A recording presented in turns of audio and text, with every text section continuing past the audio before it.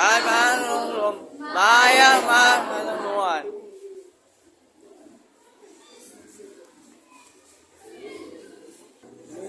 Ang Kamunan Festival ay isang makulay na pagdiriwang na sinasagawa sa komunidad Mindanao na naglalayo itagulit ang kultura at tradisyon ng mga lumagaw na tutubong grupo sa lugar.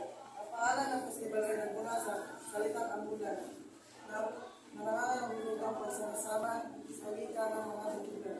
Samantalang ang Pilipino na wikang kapablaya ay isang konsepto na naglalayo ng wika upang itagulit ang katarungan at kalayaan. Magkakapantay-pantay maaaring maiugnay ang Kamunan Festival dito sa pamamagitan ng pagsisimba at pagkalagalan ng kultura at hika ng mga kultura. Mula sa salitang pinugin na amol na nagngangalang magtipon, ang Kamunan Festival ay pinagsamang pagdiriwang ng pitong katutubong etniko ng Bukidnon. Sila ang Sigaonon, Saladrin, Manubo, Matiksalog, Tigwahanon, Umayanon at Bukidnon. Ang kanilang festival ay pinaghalong pagbubuklod at pagdiriwang ng kulturang etniko na ginaganap taon-taon sa Malaybalay City. Ito ay isang kapistahan na binubuo ng magkabilang kakaibang iba't ibang tradisyon ng etniko tulad ng pagtaguyod ng datos. Gayon din, ang isang paraan para makita ang iba't ibang katutubong laro, sining, musika, at sayaw na bihirang masilayan.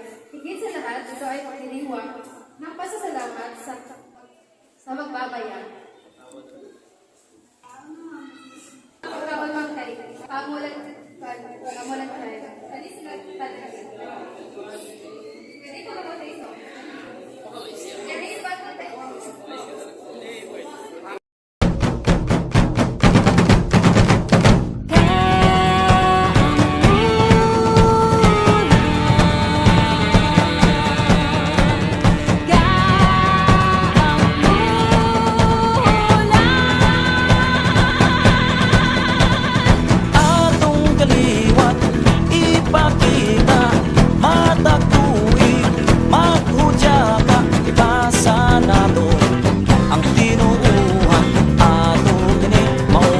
ang atong kadiliman.